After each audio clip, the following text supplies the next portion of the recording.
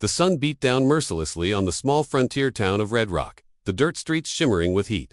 Dust swirled around boots and wagon wheels, clinging to the skin and stinging the eyes. Life on the edge of the West was harsh, but on this day, it turned cruel. A creak of wooden wheels echoed louder than usual, and all heads turned toward the commotion at the far end of the street. A battered wagon rolled slowly into view, pulled not by oxen or horses alone, but by spectacled 3 drunken men atop the seat, jeering and hollering as they displayed their trophy.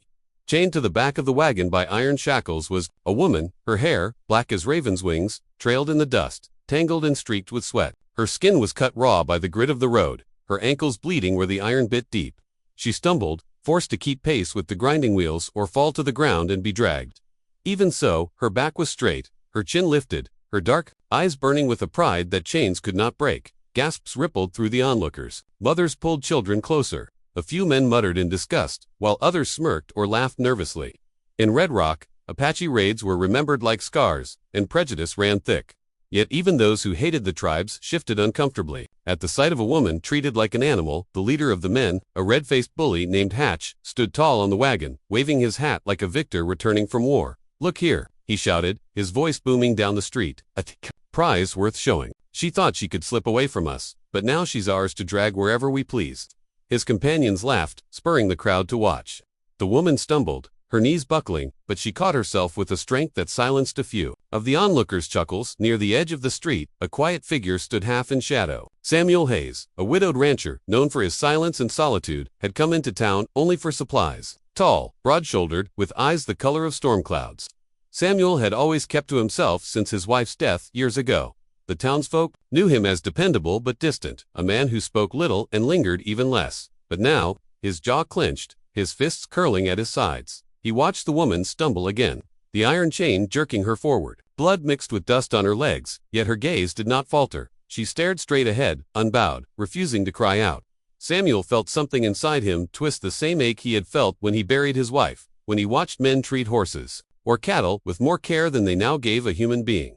The wagon drew closer, the men laughing louder, mocking their captive. "Careful," Hatch once sneered. "Don't break her before the boss gets a look. Might fetch a good price once she's tamed." Samuel's stomach turned. Around him, the townsfolk shifted uneasily, but said nothing. It was easier to look away, easier to let cruelty pass than risk standing against it. But Samuel did not look away. His boots moved before his mind had fully caught up. He stepped from the boardwalk and into the center of the street, placing himself squarely in the path of the wagon. Dust swirled around his legs as the horses snorted and tossed their heads. Sensing his stillness, the laughter died down. Hatch squinted, scowling as he tugged on the reins. "Move aside, Hayes, this ain't your business." Samuel's voice, though quiet, carried with the weight of stone. "It is now." A hush fell over the street. The townsfolk held their breath. The Apache woman, still chained, lifted her eyes to him. For the first time since her humiliation began, a flicker of surprise crossed her face, surprise that someone had stepped forward at all. Samuel didn't flinch. He didn't shout or threaten. He simply stood, a wall of quiet resolve, and the street seemed to hold its breath, waiting to see what would happen next. For in that moment, one man's silence weighed heavier than the cruelty of 3. The street lay frozen, 100 eyes darting between the wagon and the lone man standing in its path. Dust swirled in the heat, clinging to the silence that stretched like a taut rope ready to snap. Hatch yanked on the reins, cursing under his breath. The horses stamped nervously, snorting at the figure blocking their way. Samuel Hayes didn't move. He stood tall, hat shadowing his weathered face, boots planted firm in the dirt. The rifle slung across his back was untouched. His presence alone was enough to bring unease. "Samuel," Hatch barked, trying to sound casual, though irritation edged his voice. "Don't go making a fool of yourself. Step aside. This here's just some wild Apache ain't your problem." The words hit Samuel like grit in the wind. Not my problem. That was the way of too many men. He thought of his wife, buried on the ranch they once dreamed of building together. He thought of how the town looked away when cruelty came, how silence always favored the cruel. His jaw clenched. "I said it before," Samuel replied, his voice low but steady. "It is my problem." The crowd murmured. Samuel wasn't known for picking fights. He was the sort of man who kept his head down, spoke only when needed, and worked his land without fuss. Yet here he was, standing in front of Hatch's wagon like a wall of stone. The Apache woman's chest rose and fell as she tried to keep her footing. Her chains clinked softly with each trembling step. She watched Samuel closely, suspicion and curiosity flickering in her dark eyes. Perhaps she expected him to falter like the others, to step aside when Hatch grew mean. But Samuel didn't. Hatch's face reddened.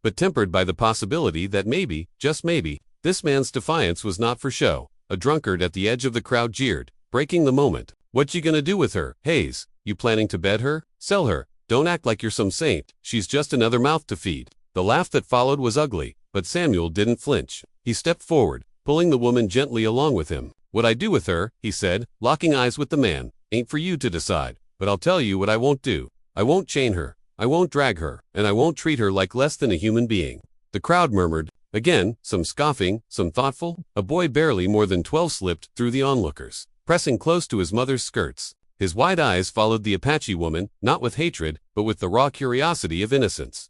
Samuel noticed. He let the sight steady him. He turned back to the townsfolk, his voice quiet but unshakable. "This town talks about justice, about building a place better than the wild, but what good is a town if all we build it on is cruelty?" The words lingered. Nobody answered. Not with courage, at least. Finally, old Turner muttered something under his breath and shuffled away. Others followed, breaking apart like sheep who'd lost the will to stand in a herd. The crowd thinned until only a handful remained, watching silently as Samuel placed a steadying arm beneath the woman's elbow. He led her through the dust, away from the jeers, past the staring faces, toward the horse waiting at the hitching post. Her steps faltered, but she kept pace, refusing to lean on him more than she must. By the time Samuel swung her up into the saddle, the street was nearly empty. A few eyes still burned holes in his back, but no one raised a hand as he mounted. Behind her, guiding the horse out of town, he felt the weight of what he'd done settle heavy on his shoulders. He hadn't just crossed Hatch, he'd crossed the unspoken law of the land. The Apache woman's head tilted slightly toward him, as if she, too, sensed the storm to come, but she said nothing. Neither did Samuel. Their silence was not fear, it was resolve. Behind them, the town returned to its rhythm, but everyone knew something had shifted, and that Samuel Hayes had set himself on a path that couldn't be turned back. The journey from town to Samuel's ranch stretched longer than usual. Dust rose in thin spirals behind the horse, the sun dipping lower with every mile. The Apache woman sat stiff in the saddle, her back straight, her dark hair matted with dirt and blood. Samuel rode behind her, one arm steadying her in case she lost strength, though she resisted leaning into him. When the ranch came into view, a cluster of weathered barns, a small but sturdy cabin, and acres of open pasture, Samuel felt the tension in her body shift. Not soften, not yet, but wary curiosity replaced raw fear. She had been dragged like an animal through a town full of jeers, yet here there was only silence, the land itself holding its breath. He dismounted first, then helped her down. She wobbled, her knees giving out for an instant, and his hands shot out to catch her. For a heartbeat, their eyes locked, hers blazing with pride, his calm but resolute. She quickly pulled away, determined to stand on her own. "Easy," Samuel said quietly, not expecting her to understand his words. He motioned toward the porch. "You'll rest inside." She hesitated, glancing at the cabin as though it were a trap. Samuel could see her weighing choices: flee into the wild with no strength, or step into the unknown of his home. Finally, she followed, her bare feet dragging slightly in the dirt. Inside, the cabin smelled of wood smoke and old pine. It was simple, rough-hewn furniture, shelves lined with jars of beans and dried goods, a Bible resting on the table. Samuel stoked the fire, then pulled an old quilt from the chest and spread it on the cot in the corner. He gestured. "Here, rest." The woman's jaw tightened. Her eyes darted around, studying exits, the placement of objects, his every move. Samuel recognized the look. She was measuring escape, preparing for betrayal. He made no move closer, only kept his hands visible and his voice low. He fetched a basin of warm water, a strip of cloth, and knelt by the fire. Without a word, he dipped the cloth and wrung it out.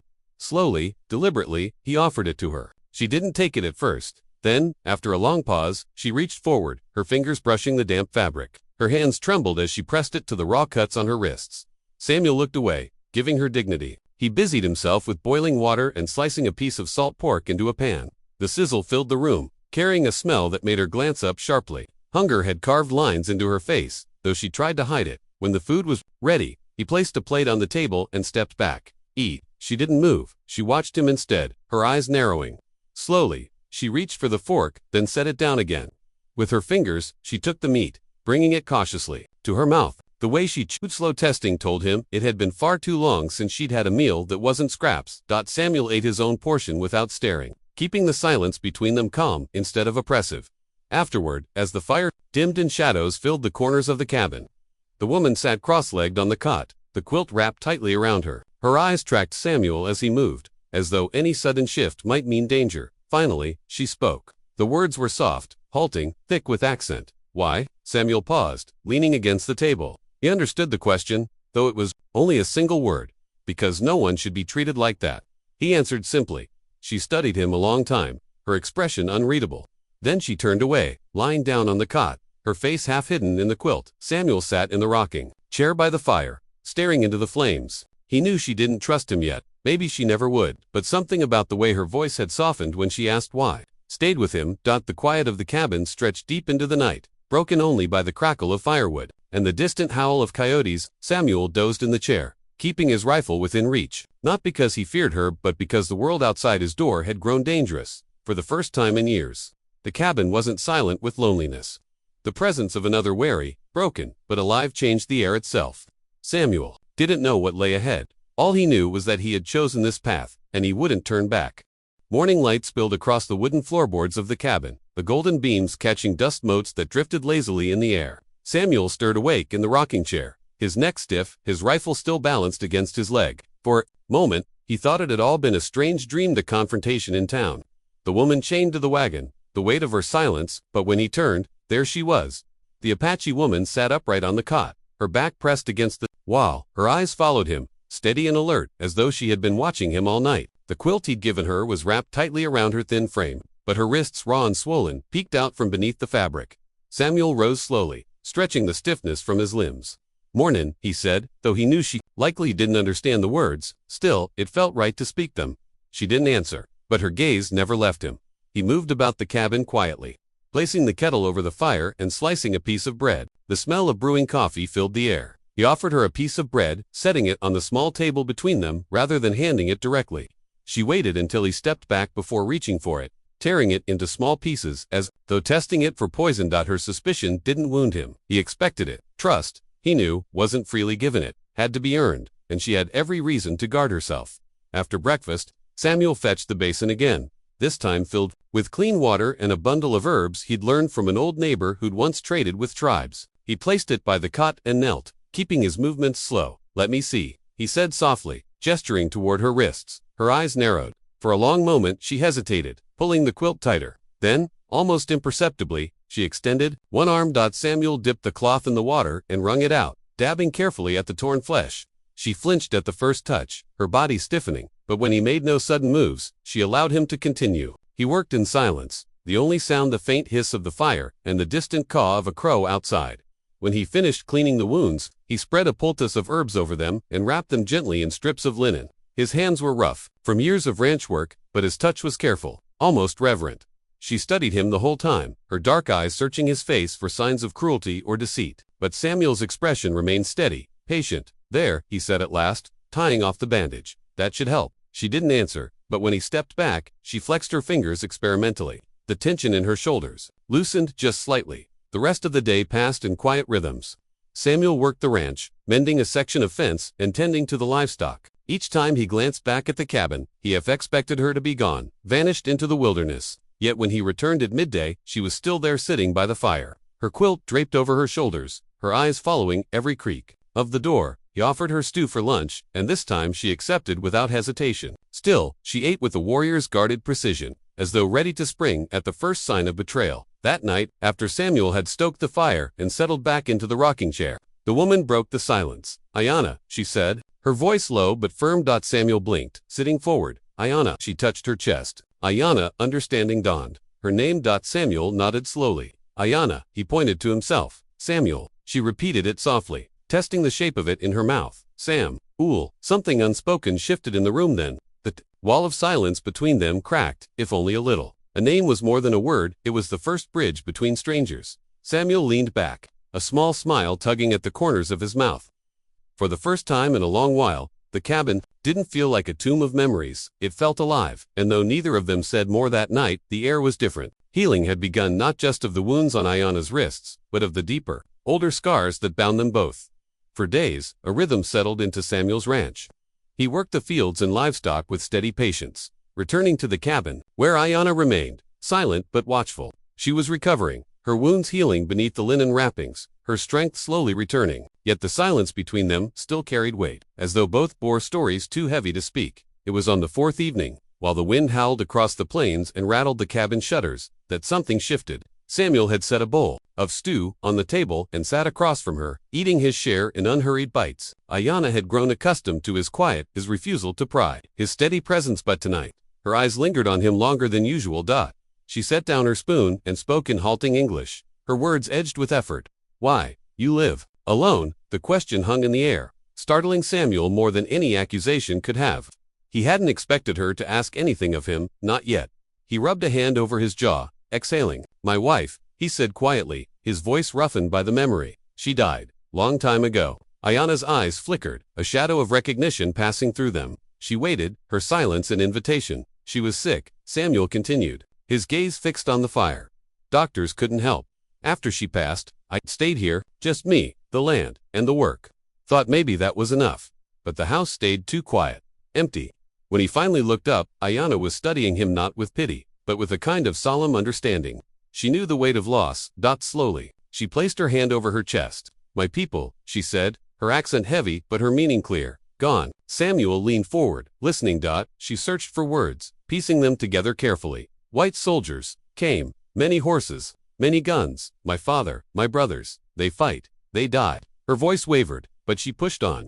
My mother, younger sisters, taken. I run, I hide, but men find me, chained. Her eyes burned, dark with grief and fury, as she gestured toward her wrists, still marked by wounds. No family, no home, only me. The cabin seemed to shrink around her. Words, Samuel's chest tightened. He had seen men speak of raids, of battles with tribes, but never had he heard the story from the other side, from someone who had lost everything in the fire of conquest. For a long moment, the only sound was the crackle of firewood. Samuel felt the weight of her pain, heavier than anything he could put into words. I'm sorry, he said finally, his voice low. No one deserves that. No one. Ayanna's gaze softened slightly. She looked at him for a long time, as though weighing whether his sorrow was genuine. Then, almost imperceptibly, she nodded. They sat in silence, but it was no longer the sharp silence of strangers. It was a shared, quiet, woven from mutual grief. Samuel realized he was no longer just offering her shelter. He was offering her something he hadn't even recognized at first understanding. Later that night, as the wind died and the plains grew still, Samuel found himself staring into the darkness outside the window. He had always thought his life would remain one long stretch of solitude. Yet here was Ayanna, a woman scarred by her own losses, sitting across from him. Both had been broken by the world in different ways. Both had been left behind, stripped of family, of safety, of belonging. And now, somehow, fate had set them in the same cabin, breathing the same fire-warmed air. Samuel didn't know what tomorrow would bring. But for the first time in years, he didn't feel entirely alone in his grief. The days on the ranch grew steadier, almost peaceful, but peace never lasts long on the frontier. Samuel knew it, and deep down, Ayanna knew it too. By the second week, her strength had returned enough that she could move about the ranch. Samuel caught her carrying water from the well, feeding the chickens, even patching a torn saddle strap with deft hands. She worked without being asked, without words, as if proving to herself she wasn't helpless. Samuel respected her independence, though he kept a careful eye on her wounds, ensuring she didn't overstrain. But for every quiet morning filled with chores and unspoken understanding, there was a shadow stretching over them, whispers from town. It began with one of Samuel's occasional trips to buy supplies. The moment he entered Turner's general store, conversation stopped. Men who'd once tipped their hats gave him hard stares. A woman pulling her child closer muttered under her breath, "That's the one harboring her." Samuel ignored them, purchased his flour and coffee, and left. But the tension followed him down the dusty street. Hatch and his men leaned against the saloon post, watching him with cruel grins that carried no humor. Ranchers gone soft. One of them sneered loud enough for Samuel to hear. Took himself an Apache woman instead of a wife. Laughter followed, sharp and ugly. Samuel didn't rise to it. He mounted his horse, keeping his expression calm. But as he rode home, the knot in his stomach tightened. Hatch wasn't a man to let humiliation rest, and Samuel had stripped him of his cruel trophy. Revenge wasn't a question, it was a matter of time. Back at the ranch, Ayanna sensed the change before Samuel spoke a word. Her eyes sharpened, reading the tension in his shoulders, the way he lingered near the rifle rack. "They watch you," she said quietly, her English broken but clear. Samuel glanced at her, surprised by her perception.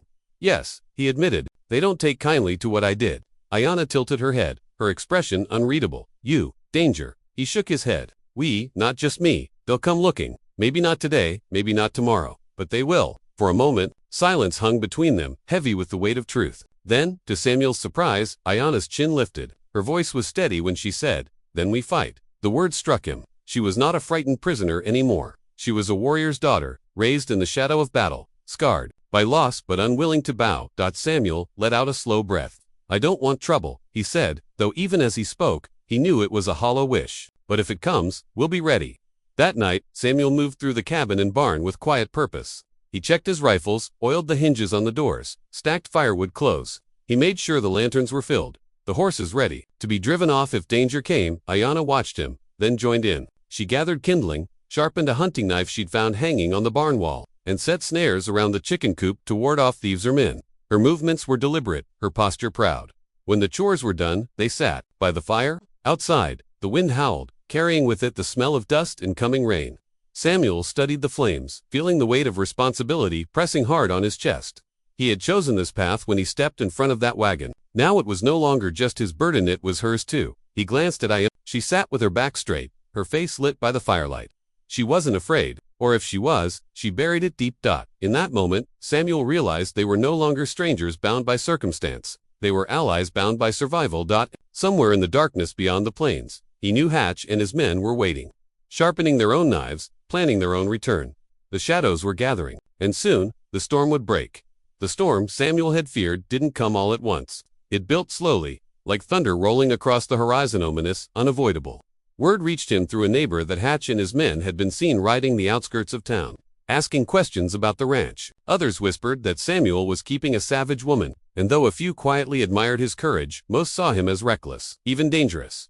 But Samuel wasn't a man to run, and Ayanna was no longer a woman to bow. Together, they prepared. At dawn, Samuel showed her how to use his old Winchester. She handled it with an intensity that reminded him of a hawk, focused, sharp, unblinking. Her first shots rang out across the open fields, scattering crows from the fence posts. She missed the target by inches, but she didn't flinch, didn't grimace. She simply reloaded, adjusted, and fired again. By the fifth shot, the tin can fell from the fence rail. Samuel nodded, impressed. "You learn quick." Ayanna gave him the barest smile, brief but real. "My father, teach po same." Later, she returned the lesson. Taking a length of rawhide cord and a sturdy stick from the barn, she fashioned a makeshift bow. With surprising grace, she drew back and sent a sharpened stake into a hay bale. The arrow wobbled but stuck firm. Samuel chuckled, shaking his head. In admiration, "You're tougher than any ranch hand I've ever hired," he said. Her eyes gleamed at his words, pride breaking through her guarded demeanor. For the first time, laughter light soft, uncertain escaped her lips. Samuel froze, taken aback by the sound. It had been years since such a simple thing had stirred warmth in his chest. When the sun dipped low, they worked side by side, repairing the barn's old shutters and shoring up the cabin windows. Samuel split wood, while Ayanna stacked it. She moved with purpose, her body lean but strong, the rhythm of her labor matching his. As night fell, they sat at the table sharing cornbread and beans. The day's sweat clung to their skin, but neither seemed to mind. There was a strange comfort in the silence between them now, not tense, not wary, but companionable. The kind of silence that belonged to people who understood each other without needing many words. After supper, Samuel lit a lantern and placed it on the porch. The two of them sat there together, listening to the night sounds of the prairie, the croak of frogs by the creek, the distant howl of a coyote. The quiet stretched long until Ayanna broke it, her English careful, halting. "You not afraid?" Samuel glanced at her, thoughtful of Hatch and his men. "I'd be a fool not to be." He leaned back in his chair, exhaling. "But fear's just a thing you live with out here. You let it paralyze you, it'll kill you quicker than any bullet." Ayanna nodded, her expression serious. She looked out across the plains, the moonlight silvering her face. "My people say, fear is shadow, must walk with it, or shadow grows big." Samuel let the words sink in. "Your people sound wise." Her gaze dropped briefly, and for a flicker of a moment, grief crossed her features again. But then she looked at him, her chin lifting. "Now, we walk with shadow, together." The simplicity of her statement carried weight. Samuel felt something shift inside him, a recognition that he was no longer carrying his burdens alone. He reached over and set his calloused hand atop hers. She didn't pull away. Her fingers trembled slightly, but she let them rest beneath his. For a long while, they sat like that, two souls scarred by different histories, yet bound by the same will to endure. Out in the darkness, somewhere beyond the horizon, men with cruel hearts were waiting. But inside the little cabin, two people had found strength in each other, and when the storm broke, they would face it side by side. The morning came heavy with silence, the kind that clings to the earth before a storm. Samuel woke before dawn, his instincts sharp. He slipped from bed and checked the Winchester leaning against the wall, every movement slow and steady. Beside him, Ayanna stirred but did not speak. She sensed it too, the waiting, the weight of danger close at hand. By mid-morning, dust clouds rose on the far edge of the prairie, 5 riders, Hatch's gang. They came slow, deliberate, like wolves circling a lamb. Hatch rode in front, his broad shoulders straight, his grin sharp enough to cut. Samuel stood on the porch, rifle cradled in his arms. Ayanna stood behind him, bow slung over her shoulder, arrows tucked in a leather pouch she'd fashioned herself. She looked small against the wide horizon, but her eyes burned like flint. Hatch drew his horse to a halt just short of the fence line. Well, McGraw, he called, his voice carrying like a rattlesnake's rattle. Word is, you've gone and made yourself keeper of a savage. Samuel didn't flinch. She's no one's to keep. She's free. Hatch laughed, spitting tobacco into the dust. Free? You think the world out here cares about free? Men like me, we make the rules. And I say, she belongs to me. He leaned forward in the saddle, pointing. Hand her over, McGrath. Do it now, and maybe I'll leave your bones unbroken. Samuel leveled the rifle, his voice low but steady. Step 1 foot on my land, Hatch, and I'll put you in the dirt. The standoff hung heavy in the air. The horses snorted. A crow called overhead, harsh and hollow. Then Hatch's smile vanished. He snapped his hand, and the men dismounted. Rifles in hand. Gunfire cracked. Samuel fired first, his shot splintering the post near Hatch's boot, a warning that he meant every word. Ayanna crouched low, loosing an arrow that whistled true, burying itself in the arm of one outlaw who cried out and dropped his rifle. The battle erupted. Bullets tore through the air, slamming into wood and dirt. Samuel ducked behind the porch rail, firing back with precision. Every squeeze of the trigger echoed years of practice. He wasn't the fastest shot anymore, but he was steady, and steady was enough. Ayanna moved like shadow. She slipped from cover to cover, loosing arrow after arrow. One struck a man in the thigh, sending him sprawling. Another skimmed past Hatch's cheek, close enough to draw blood. He roared in fury, his pride wounded more than his flesh. You'll pay for that, which he bellowed, leveling his revolver at her. Samuel saw it too late to stop the shot, but Ayanna dove behind the water trough, the bullet splintering wood instead of bone. She rolled, came up on one knee, and fired another arrow that struck Hatch's hat clean from his head. The men cursed, the fight growing desperate. One outlaw rushed the porch, knife in hand. Samuel met him head-on, swinging the rifle but hard, into the man's jaw, sending him sprawling unconscious in the dirt. Another crept around the barn, but Ayanna was faster. She met him with the swing of her bow, striking his temple and sending him reeling before she kicked his legs out from under him. Soon only Hatch remained, blood trickling down his face, eyes wild with rage. He stood in the open, revolver trembling, in his grip, and shouted, "This ain't over, McGraw. You'll regret this day." Samuel stepped down from the porch, rifle steady, eyes locked. "It ends here, Hatch." Ayanna stood at his side, her bow drawn, arrow ready. For a moment, it was 3 wills clashing in silence, the cruel, the steady, the unbroken. Hatch's finger twitched on the trigger. Samuel's rifle barrel never wavered. Ayanna's arrow gleamed in the sunlight. And then the decision was made. The air trembled with tension. Hatch's revolver wavered between Samuel and Ayanna, his lips curled in a snarl. Sweat beaded on his brow, his pride bleeding out faster than the cut on his cheek. He wanted victory, needed it, but the fire in Samuel's eyes and the unyielding steadiness of Ayanna's bow told him what he feared most. He'd already lost. "Don't do it, Hatch," Samuel said, his voice low, calm, but hard as iron. "Walk away. There's nothing for you here but the end." Ayanna did not blink. Her arrow's tip never strayed from Hatch's heart. She stood tall beside Samuel, no longer the battered woman who had once been dragged through town, but a warrior in her own right. For a breathless moment, time stretched thin as a wire. Then Hatch's bravado cracked. His hand trembled, his revolver lowering inch by inch. With a curse spat into the dust, he turned and staggered toward his horse. "You'll pay," he hissed. "Mark me, McGrath. This ain't the last time." But Samuel only kept the rifle steady, following him with quiet eyes until Hatch mounted and spurred his horse away, disappearing into the horizon with the ragged remains of his gang. Silence fell, broken only by the creak of the windmill and the distant call of a hawk. Samuel finally lowered his rifle, his chest rising and falling with the weight of the fight. Ayanna let her bowstring go slack, her arms trembling slightly from the long hold. For a long moment, neither spoke. Then Samuel turned to her. "You all right?" She met his gaze, her lips curving into the faintest smile. "Better than I was the day you stopped that wagon." His heart thudded at her words, though he kept his face steady. He nodded. "You fought well, couldn't have held them off without you." Ayanna's smile deepened, and though it was small, it carried a strength he hadn't seen before. "We fought together." The simple truth of it settled between them. Warm and solid, days turned into weeks. Word of Hatch's humiliation spread through town, twisting tongues but also planting seeds of respect. Some whispered Samuel was a fool for protecting an Apache woman. Others admitted it took a kind of courage they lacked. Hatch's gang, broken and scattered, did not return. The ranch, for the first time in years, felt safe again. life found rhythm. Ayanna tended to the land with deft hands, her knowledge of herbs and earth blending with Samuel's years of ranch work. Together, they mended fences, planted crops, and nursed the soil back to life. In the evenings, she cooked by the hearth, while Samuel played quiet tunes on his old harmonica, the notes weaving into the peace between them. One night, as the stars spread wide and bright overhead, Samuel sat on the porch with Ayanna at his side. The prairies stretched endless before them, the air scented with sage and smoke. He cleared his throat, the words heavy but needing to be said. "I was alone for a long time," he began, his voice rough. "After my wife passed, I thought that was it, just me and the land, waiting out the years." He glanced at her, his eyes softer than she had ever seen. "Then you came, and I see now. Maybe I wasn't meant to live the rest of my life in silence." Ayanna's eyes shimmered, though no tears fell. She placed her hand over his, her touch steady. "You gave me back more than freedom. You gave me a home, and a reason to keep walking forward." The quiet between them was no longer empty, it was full, like the hush of dawn before a new day begins. From that night on, they were no longer just a man and a woman bound by chance. They were partners, bound by choice.